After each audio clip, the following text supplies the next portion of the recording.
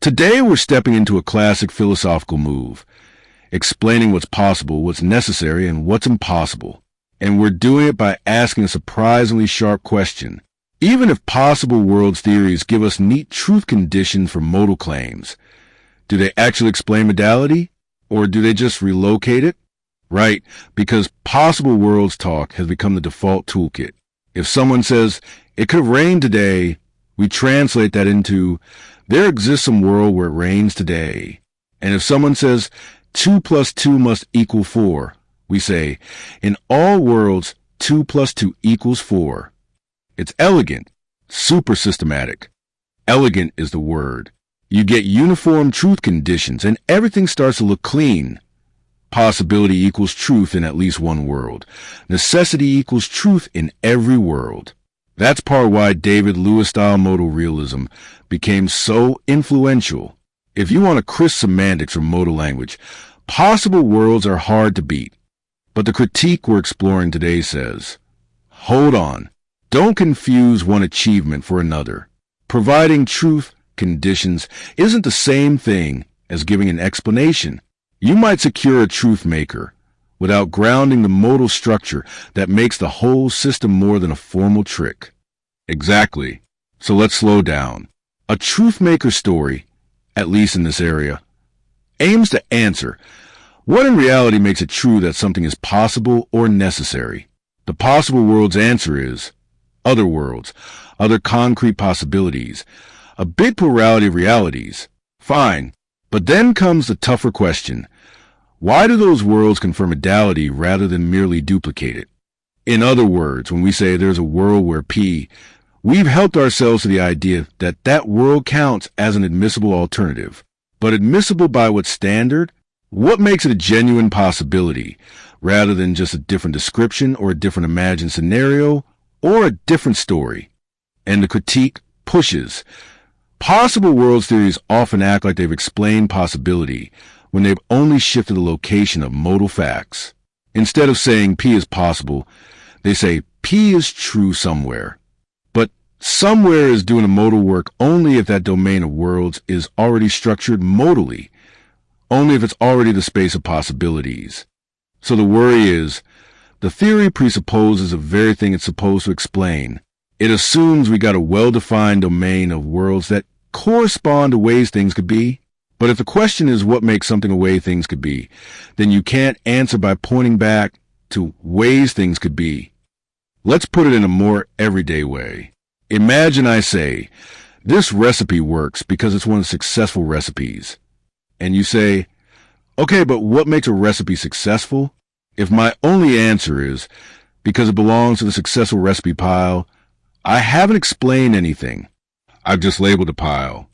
Yes, and possible worlds can start to look like a labeled pile. Here are the possible ones. Then the critic says, what makes those worlds possible worlds, rather than just some collection of described or represented scenarios? Now, defenders might respond, why demand more? If worlds make modal claims true, job done. That's a powerful instinct. Philosophers love stopping at a clean truth condition, but the critique insists there's a difference between truth-making and explanation, because a truth maker can exist without telling you why the truth holds in a non-arbitrary way. You can have something that guarantees truth, and still be left wondering what anchors the structure. Like, yes, the claim is true because of that thing, but why does that thing have the authority to settle it? What makes it the right kind of thing? And that right kind of thing is where grounding enters the conversation. The idea is that a realist account of modality doesn't just need entities that correlate with modal truths. It needs an intelligible basis, a non-accidental reason, why certain constraints govern explanation, inference, and what counts as admissible. That's key. Modality isn't being treated as a decorative feature of language. The argument says modal distinctions act like constraints. They shape what counts as a good explanation. They regulate inference.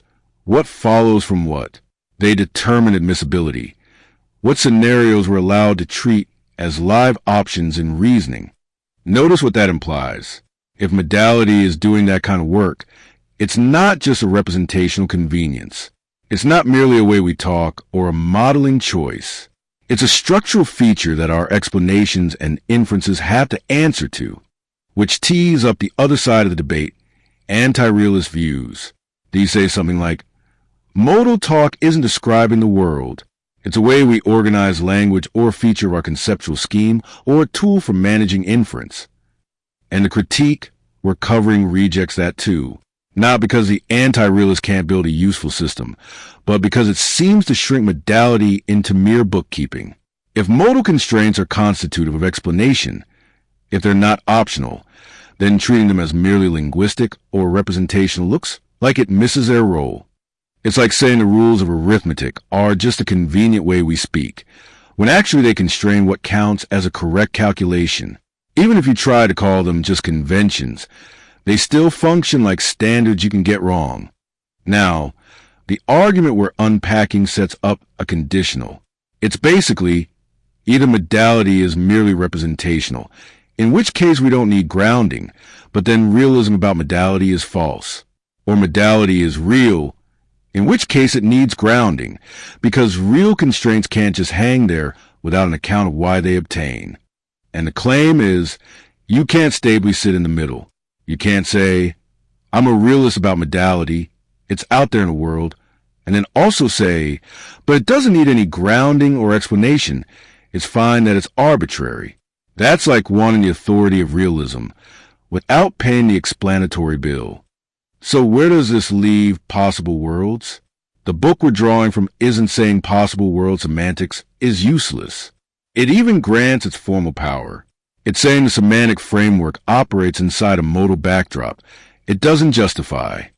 And it also pushes against a family of related strategies, reducing modality to distribution or description or representation. The thought there is, maybe modality comes from patterns across worlds, or from what our descriptions allow, or from representational systems. But the critique says those moves either smuggle in modal notions, like admissible description or legitimate representation, or they flatten modality until explanation collapses. That last part is important. If you eliminate modal structure entirely, you risk losing the very resources you need for explanation and inference. You'd be saying, in effect, that nothing is genuinely possible or necessary, just that we talk that way. But then why do some explanations feel compulsory and others incoherent? Why do some inferences strike us as valid across any scenario and others as contingent?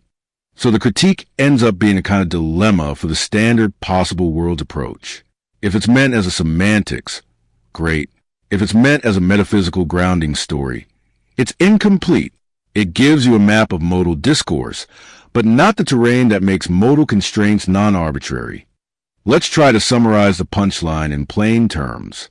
Possible worlds theories can tell you what has to be true for a modal statement to come out true, but they don't necessarily tell you why modality has the structure it does, why these constraints govern what counts as possible or necessary in the first place.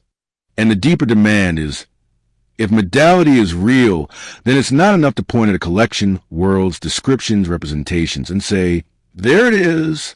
You need to explain what makes that collection the right kind of collection, non-arbitrary, explanatory, and genuinely modal. So when you hear possible worlds ground possibility, this critique says, careful, they may guarantee modal truths, but they don't ground the modal framework. They might be truthmakers without being explainers. And that's a pretty bracing thought, because it means we have work left to do.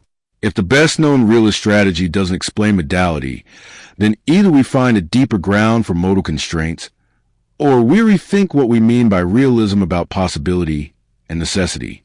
Next time you catch yourself saying, well, in some possible world, it might be worth asking, what makes that world genuinely possible? And are we answering that question or just postponing it?